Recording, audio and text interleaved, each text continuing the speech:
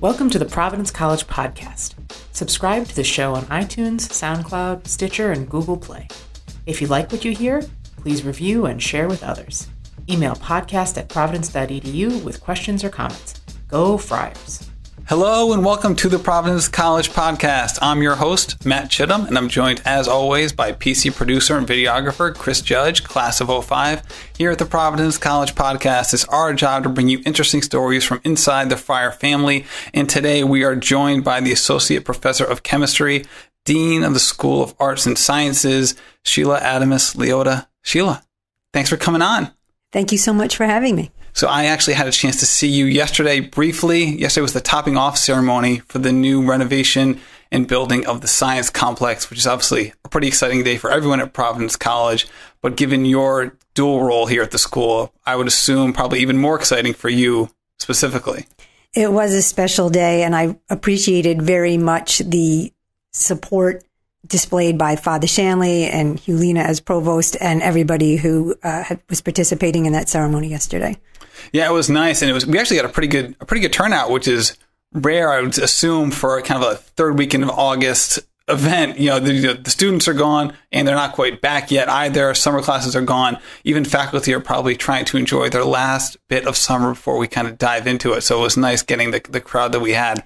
We did have a good crowd. The science faculty don't disappear in the summer the same way a lot of faculty do because of the research that they do with students. But you're right, that was sort of the interval period. The student research, for the most part, is quiet, and we haven't really started up. In fact, I believe the psychology department even had their departmental retreat yesterday, but took time out of that retreat to come over and be present at the ceremony. So I know that the faculty have been waiting for this for a long time, and to have this symbolic day where we acknowledge the importance of this building, I'm sure was special to everybody.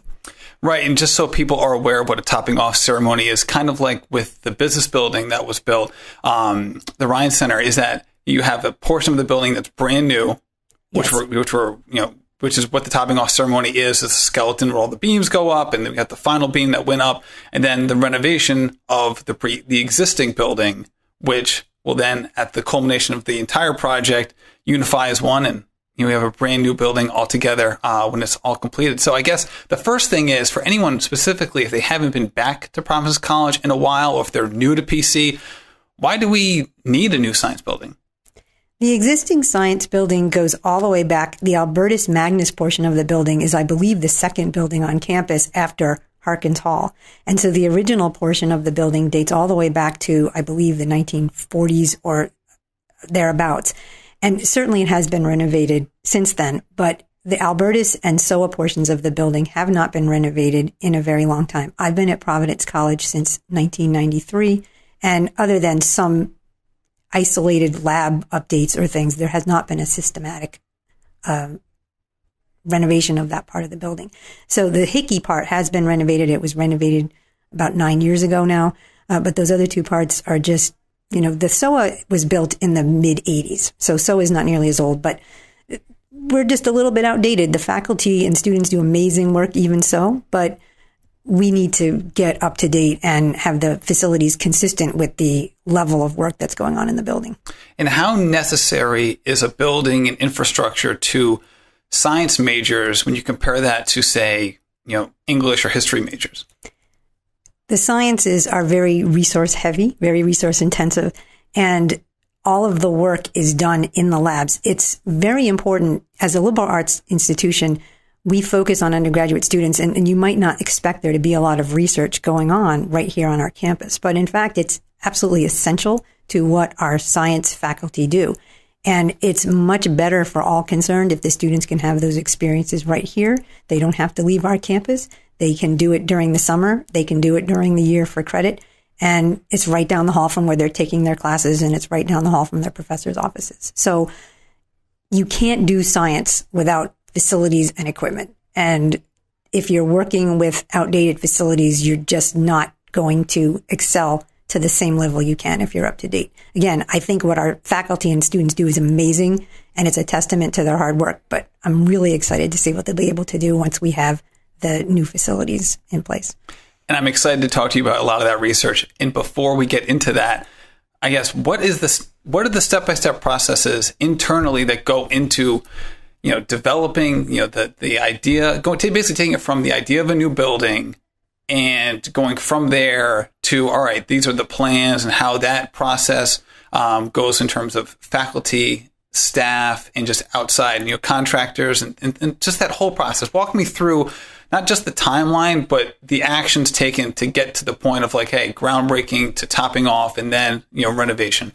Well, several years ago, we began this process with each department being asked to envision what they would need going forward in an ideal world. It's very tempting to look at the space you have and say, well, we could change this space and make it into a new space. And you're encouraged in this process by the architects not to do that, but to just state, we have this many faculty, we need this many labs, we need this kind of equipment in this space, we need this to be near to the other thing. So the architect group meets with each department and asks for that information and then takes it all back and does their architect magic and comes back and says, here's what we think we can do in the existing space. Originally, we weren't sure if there would be just a renovation of the existing space or if an addition would be needed. In the earliest stages, we were not talking about an addition to the building. So this most visible and exciting part wasn't even necessarily in the plan from the beginning. But what became apparent once all of the departments came back and the architects looked at what we had, the existing square footage, what we would need, there was a shortfall. And so they came back with the proposal that said, if we built an addition of X thousand square feet, we could accommodate more than we have.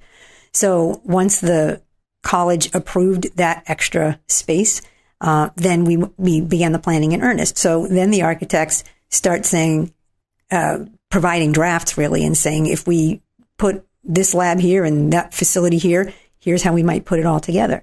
And then they bring that back to the departments. So we've had a steering committee, which has been, consists of the chair of each department and typically one other faculty member that the chair appointed. What are the relevant departments for those who aren't aware? Great question. Biology, chemistry and biochemistry, engineering, physics systems, and psychology. So those 4 departments.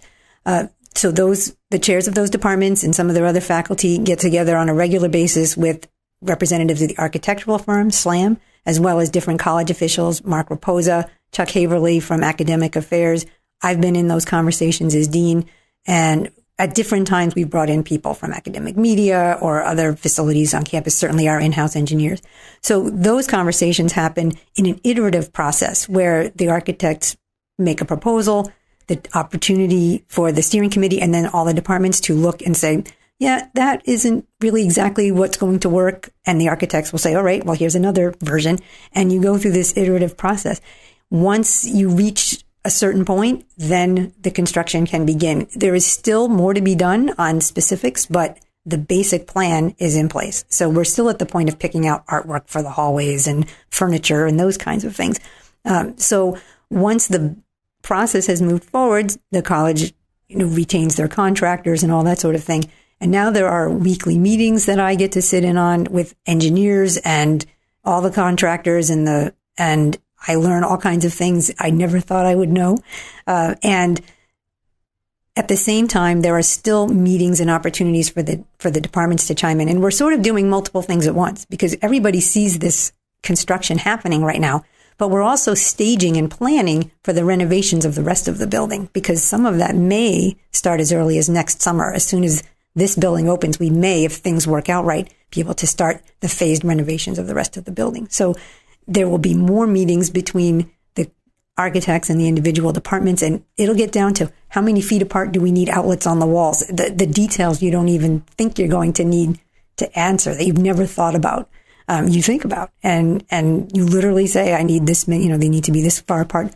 I need this many spigots of this kind in the sink. The details are minute, but they really allow faculty to get exactly what they want. And you just mentioned how you're going to be renovating the building and using it at the same time, which I would imagine is a very complex balancing act that you have to go through. So I guess how does that work? And going from that question, how does that impact the people who use the building? This renovation is really challenging. Unlike a lot of other renovations where you can move people out into different offices for a semester or use different classrooms. As you said, Matt, we need to keep the building running. If we didn't need to, if we could just shut down, we could probably do this renovation in half the time or maybe even less. But we can't because we need to have the facility working. So the architects came up with the plan, which is very wise, to build the addition first, move some functions into there, and then we have some extra space we didn't have before, and that will be used not only for its ultimate intended purpose, but there will be some sort of swing space available. So we will move some faculty out into other buildings, but as far as the laboratory facilities, we will kind of repurpose labs. It's a big chess game. So they've come up with phases 1 through 5. This is phase 1B, this edition. And 2 through 5 may be condensed into only 3 more phases. But the point is that they've come up with, all right, the first series of things will renovate this stack of the building and we'll move all these functions elsewhere. We'll renovate one vertical stack of the building. Then we'll move things in there and we'll renovate the next stack of the building, etc. So it's very clever, but it's extremely intricate. Right now, as a matter of fact, the steering committee just received a detailed list from the architects of what labs they think will need to be vacated at which phase going, not just in this year, but right now, that's all been done. The building's being built, but for the subsequent renovation phases. And the departments are having a chance to respond to that and say, wait, we're not sure that's going to work. What's been wonderful, Mark Raposa and everybody have really made it clear that faculty and student needs need to be accommodated throughout this process. So as much as we all know we have to put up with some inconvenience temporarily, we need things to still move ahead. And that message has never been lost throughout the process. And I hear Mark reiterate it in every meeting practically that I'm at. So I think the faculty would agree that we've been very responsive to the needs to not disrupt research. We've changed schedules so that research that can't be disrupted by noise can continue. And then, the drilling will happen another day. All those kinds of things have been accommodated and will continue to be through the process. See, that seems like such almost an impossibility in my mind. Like trying to wrap my head around that. I remember like 4 years ago, my wife and I redoing our kitchen. I know. And it was like, that seemed like a big deal, like having kids in the house and redoing a kitchen at the same time. That pales in comparison to jackhammering, 30 feet away from people doing scientific research and everything involved, whether that's microscopes or listening devices or all these other things. And it just seems like, how can those two things coexist?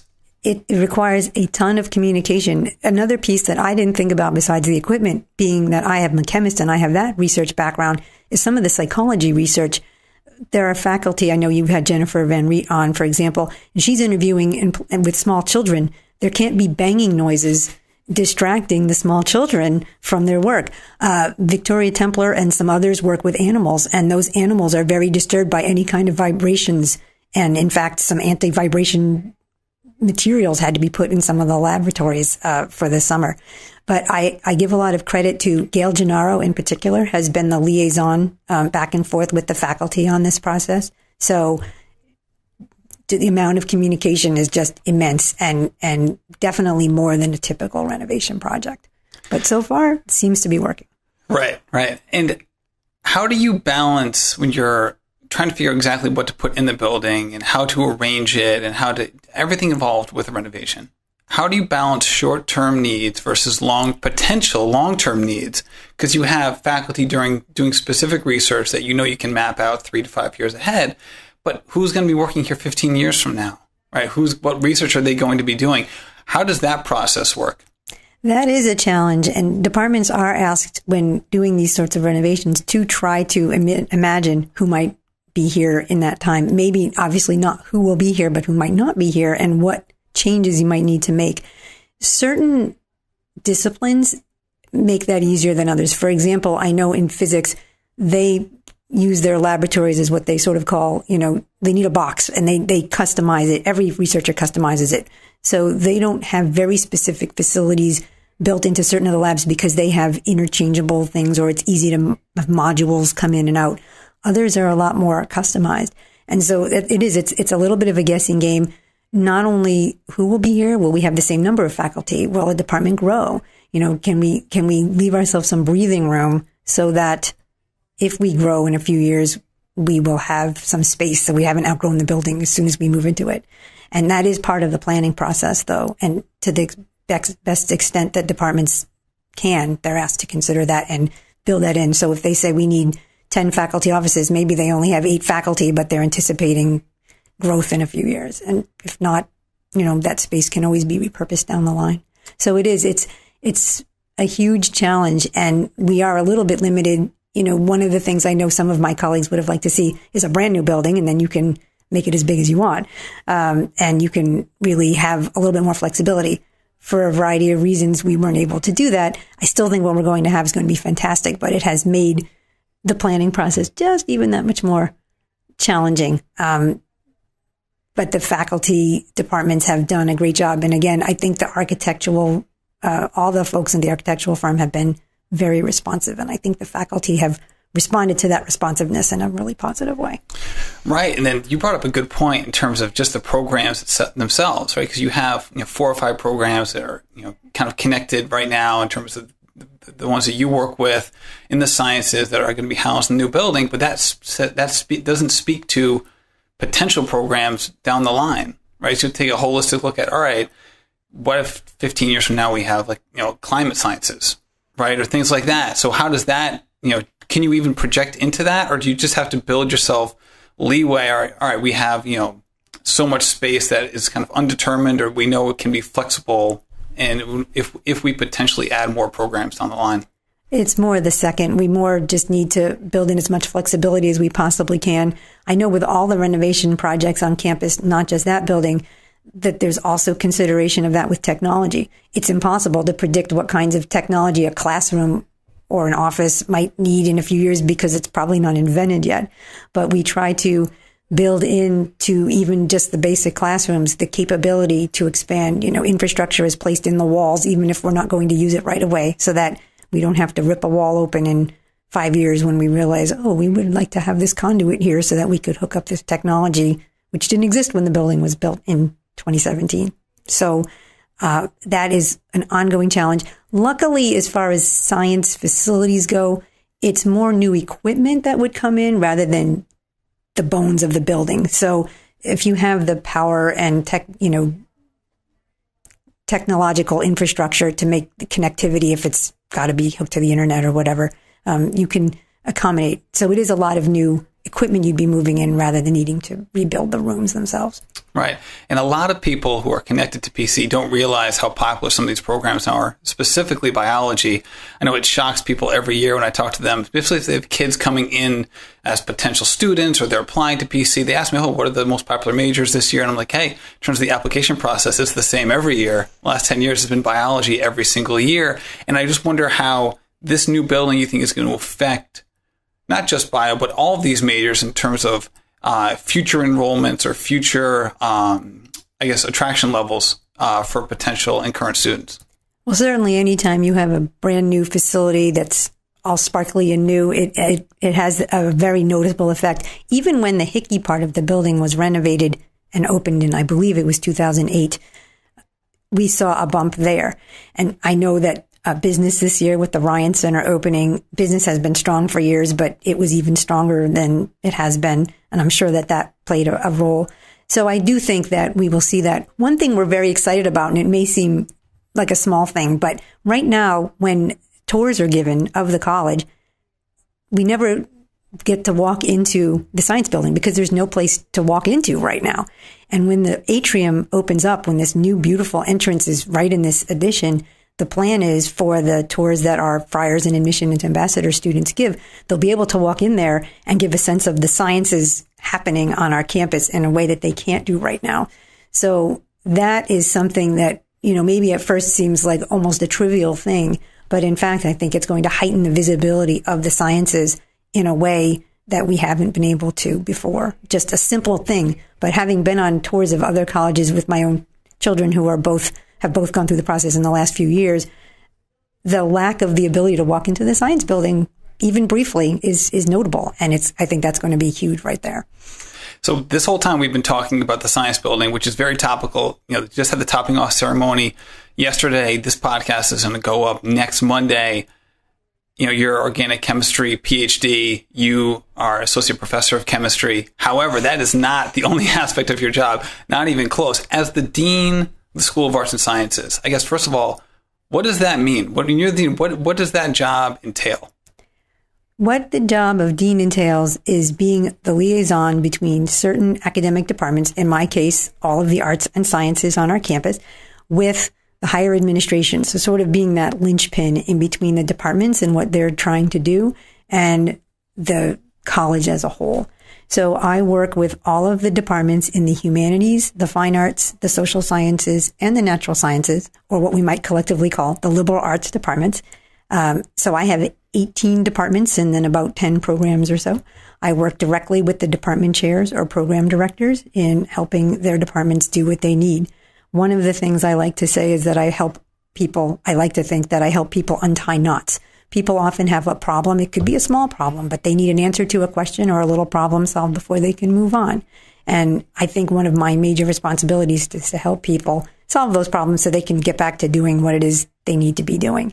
Another thing I like to say that I do is I make connections. Because I am able to know what's going on in so many departments, I'm in a position where I can get two people together who might not know each other are both doing something that the other one might value. So fundamentally, it's my job to help the departments in the humanities, fine arts, natural sciences, and social sciences do the work that they need to do with our students, the primary purpose of our college.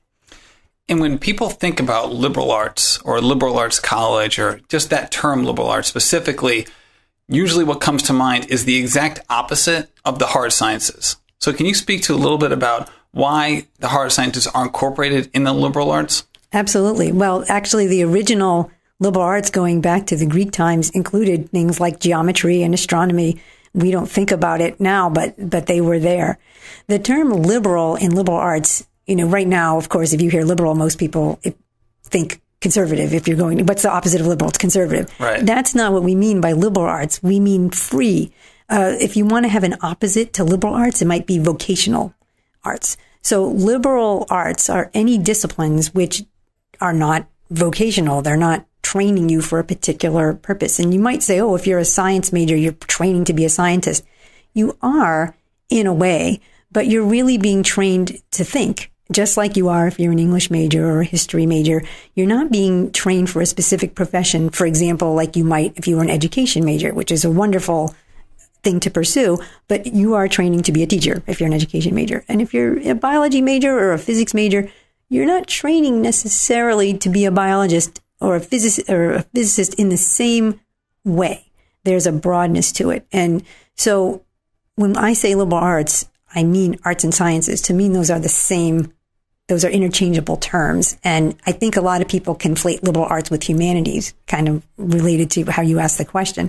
But really, liberal arts encompasses all of the arts and sciences. So it's really important, especially with our very lovely and wonderful focus on DWC, Development of Western Civilization, and our very proud role to foster that, to not forget that the sciences are just as integral to that as are the humanities.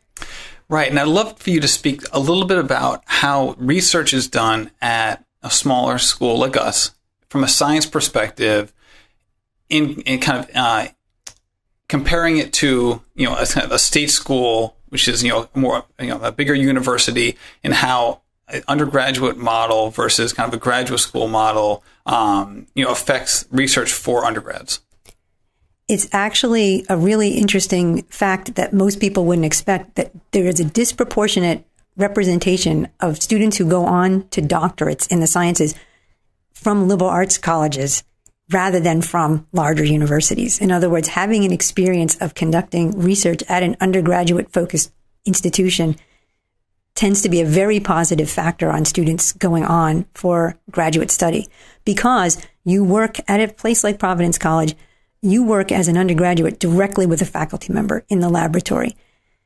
When I was able to have research students, which I haven't in a little while now because of my other responsibilities, I had anywhere from 2 to 5 students in my lab during the school year, during the summers, and I was working with them. There wasn't a graduate student or a postdoctoral associate or somebody like that who was their contact. It was me. When their experiment didn't work, they came to me and said, what do we do now? And we would think it out together. And I think it surprises them. Sometimes they come in and they say, what do we do now? And you might say, well, I don't know. Let's figure that out together. They're used to their faculty having the answers. But when you're doing research, nobody knows what the answer is. That's the whole point. And so I think you take that journey together, and I think the students can envision themselves doing this because they're working directly with the faculty members. And they have that support and that nurturing, and the faculty members can serve as mentors and role models and all of those things. If you're doing research at a bigger institution, you can still have a fantastic experience as an undergrad, but you're going to be most likely a couple layers removed from the faculty member in charge of the laboratory. Most likely you'll be assigned to work with a graduate student or a postdoc, and that person will be supervising your work. And so you just don't get the same mentorship. The closest relationships that I have with former students are all, hands down, former research students, because you just get to know each other so well outside of the classroom in the unstructured environment of the research laboratory. So I think there's that personal aspect as well as the direct professional mentorship that differentiates research at a place like Providence College from a larger research-focused institution. There's going to be pluses and minuses, but the pluses are huge in a place like Providence College. So it sounds like the students get, especially if they're highly qualified students who are, really trying to get the most out of their education, that they can really get that deep immersion in the lab and the problem-solving benefits that are there for the taking, as opposed to working with the TA potentially, like you said, a couple layers away.